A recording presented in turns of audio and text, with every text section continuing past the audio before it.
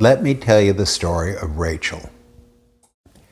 Debbie, my wife, and I, we ran a boarding school for at-risk girls.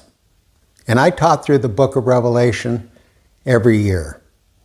And I taught our students just what I taught you about amillennialism, postmillennialism, and premillennialism.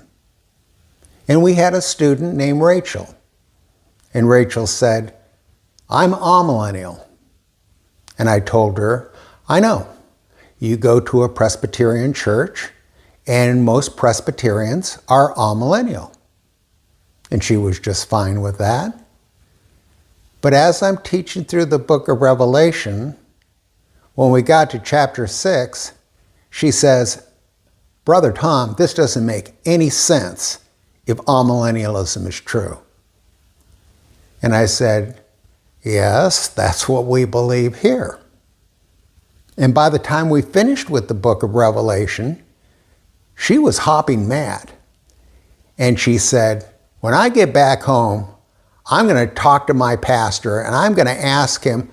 And I stopped her and I said, "Rachel, you go to a good church and you have a good pastor." I said, "If you want to speak to him, you speak to him very respectfully." But what I found is most people who read the Bible from Genesis to Revelation, they end up coming away with a premillennial point of view. If you find this interesting, you may want to look at my book, The Figurative Language of the Bible, that you can find at Amazon.